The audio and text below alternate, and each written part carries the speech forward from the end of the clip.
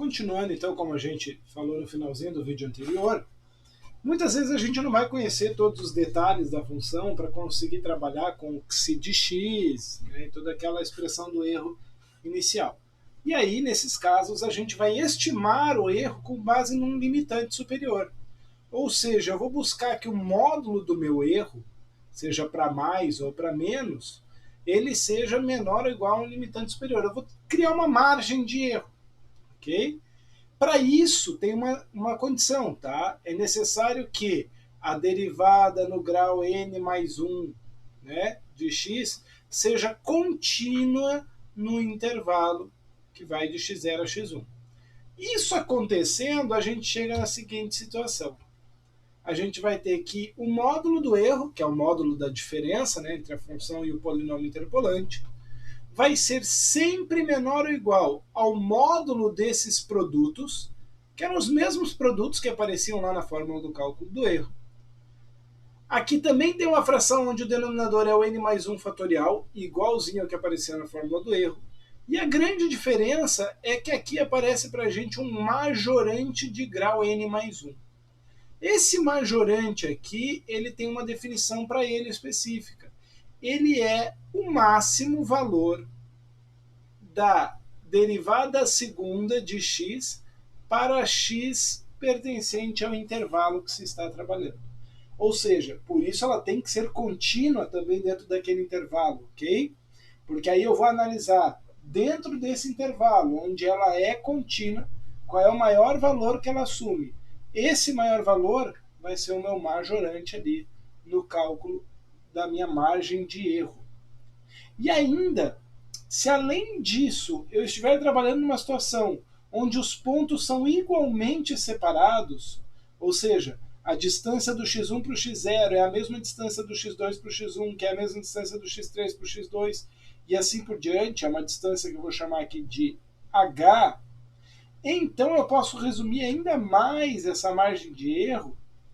Ela vai ser sempre menor a um h elevado a n mais 1, vezes o majorante, dividido pelo quádruplo do n mais 1. 4 vezes n1. Vê que não tem mais aqui o fatorial, tá bom? Aqui eu estou fazendo 4 vezes n mais 1. Tudo isso aqui é uma simplificação grande que acontece dentro dessa expressão aqui. Tá? Porque como as distâncias entre eles é h, então x menos x0, x menos x1, até o x menos xn eu posso escrever todos eles em função do h e do número de pontos, e por isso eu vou chegar numa expressão assim. Tá? Nota que interessante que, nesse caso aqui, o x, ou a variação da função, ela só é relevante para o cálculo do majorante. Né? Porque aqui dentro depois vai ficar em função do h, tamanho, a distância entre os pontos, e a quantidade de pontos que você tem ali, a quantidade de nós que você está utilizando, o grau do polinômio interpolador. Tá? Vamos ver um exemplo sobre essa situação, né, sobre esses casos de limitantes. Então imagina que eu tenho aqui essa função, f de x igual a e na x mais x menos 1. E eu quero determinar f de 0,7 por interpolação linear também, uma reta, através dos valores tabelados que eu tenho aqui. Tá? Então eu conheço o f de 0, f de 0,5, 1, 1,5, 2. O que eu vou fazer? Se eu quero uma interpolação linear, eu quero 2 pontos apenas. Para 2 pontos apenas, eu vou ter que pegar esses dois aqui, porque o 0,7 está no meio desse intervalo. Beleza? Então, meu polinômio de grau 1, diferença dividida de ordem 0, mais x menos x0, diferença dividida de ordem 1. Como x igual a 0,7, eu peguei esses dois caras como x0 e x1, o 0,5 e o 1. E aí, então a imagem do x0 está aqui, 1,1487. X menos x0, que multiplica a imagem do x1 menos a imagem do x0, sobre 1, que é o x1, menos o 0,5, que é o x0. Desenvolvendo isso daqui, eu vou chegar nesse polinômio de grau 1 aqui, ó, que, substituindo x por 0,7, me dá essa imagem. Então, o polinômio de grau 1 que eu encontrei utilizando x por 0,7 vai dar 1,7765. Veja que eu conheço a função. A função foi me dada aqui. E eu posso pegar a linha científica e calcular o valor do f de 0,7 exato. Então podemos determinar esse erro fazendo essa diferença. Esse erro dá 0,0628. Quando eu só tenho os valores tabelados e não conheço a função que os determinou, aí eu não consigo determinar esse erro aqui. Mas a ideia desse exercício é analisar o limitante. Então, usando a primeira ideia de limitante, a gente vai pegar lá x menos x1, x0, x menos x1. Aqui está o módulo, né? Que multiplica o majorante 2, ou seja, é o maior valor da derivada de segunda ordem naquele intervalo entre 0,5 e 1, dividido por 2. E aí eu tenho que pensar então nesse majorante. Espera lá, o majorante é o máximo da derivada de segunda ordem. Se eu faço a derivada de primeira ordem dessa função, derivada de menos 1 é 0, derivada de x é 1 e derivada de e na x é o próprio e na x. Então vai ficar e na x mais 1. E na x mais 1, na hora que eu derivar, o 1 vai sumir e vai ficar só e na x. Então vai ser o máximo do e na x, do módulo, né, do e na x, entre 0,5 e 1. E e na x é uma função exponencial crescente. Então ele vai ser maior quando o x for igual a 1. Então, usando aqui, né, o meu expoente 1, eu tenho um majorante igual a e, vou substituir então aqui por e e fazer as continhas, tá? Lembrando que aqui é módulo, aqui também vai sair módulo, não vai ter sinal negativo aqui, até porque eu estou falando do módulo do erro. Esse erro pode ser para cima ou para baixo. Então a gente chega nessa expressão, que o módulo do erro é menor ou igual a 0,0815. E veja que isso aqui verifica a informação inicial que nós tínhamos.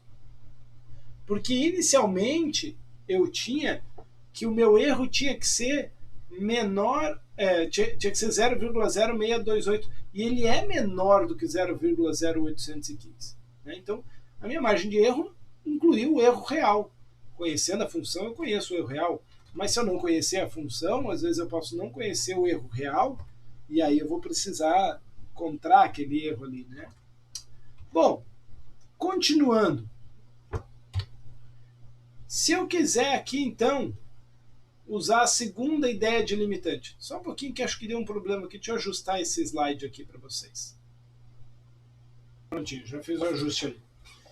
Usando a segunda ideia do limitante, que é agora de pontos igualmente espaçados, é lógico que se eu só tenho 2 pontos, eu não tenho nem com quem comparar o espaçamento deles, eles são igualmente espaçados. Então eu vou poder trabalhar com essa expressão aqui. O majorante eu já conheço, é o e, né? O h é o tamanho desse intervalo, que é 0,5 ao quadrado, e no denominador é 4 vezes 2 fatorial, que é o próprio 2. Então, substituindo esses valores ali, né, que eu conheço, o que eu vou ter aqui? Só um pouquinho aqui. Aí. O que eu vou ter aqui, então? Eu vou ter que esse erro é menor ou igual a 0,5 ao quadrado vezes e dividido por 8, que dá 0,0850. É que ele deu um pouquinho maior que o outro, sem nenhum problema. Isso aqui, novamente, eu falo, me garante que o meu erro está abaixo disso ou no máximo é isso. Ou seja, quando eu comparo lá com o meu erro real, né, que eu conheço, que é 0,0628, eu vejo que ele se enquadra nessa margem de erro aqui. Beleza? Então é dessa maneira que a gente vai trabalhar o limitante do erro. Porém, existem situações onde a minha função f de x não é conhecida. Se a minha função f de x não é conhecida, como é que eu vou, por exemplo, calcular a derivada de ordem n mais 1 para daí calcular o majorante? Não faz sentido. Então, nesses casos, a gente vai trabalhar com uma estimativa do erro.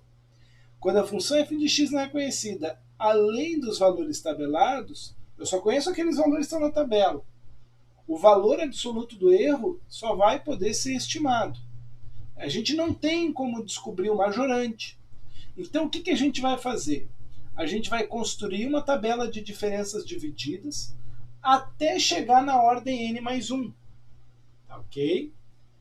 E aí a gente vai usar o maior módulo, presta atenção nisso, o maior módulo dessas diferenças divididas como uma aproximação para majorante na ordem n mais 1 dividido por n mais 1 fatorial, ou seja, aquela fração que ficava lá no final da expressão, lembra? Eu vou usar como uma aproximação para ele isso aqui, dentro desse intervalo x0, xn. Assim, aquela expressão que a gente tinha, que era o módulo dos produtos lá, x menos x0, x menos x1, x menos xn, vezes o majorante dividido por n mais 1 fatorial, no lugar do majorante entrou isso aqui, ó, o máximo do módulo das diferenças divididas de ordem n mais 1. Então, significa que eu vou ter que construir tabela de diferenças divididas? Sim.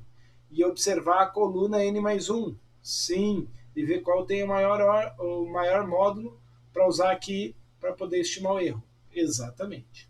Tá? Então, para isso, a gente vai ver um exemplo no próximo vídeo, para não deixar também esse vídeo muito extenso. Vamos fazer um exemplinho aí para entender bem essa situação de estimativa de erro na interpolação. O exemplo que a gente vai resolver no próximo vídeo é esse aqui, ó, tá? Onde a gente quer obter o f de 0,47, onde eu só conheço a tabela, eu não conheço a função que gerou essa tabela. E eu quero estimar esse erro nessa obtenção. Beleza? Segue aí no próximo vídeo para a gente ver como faz.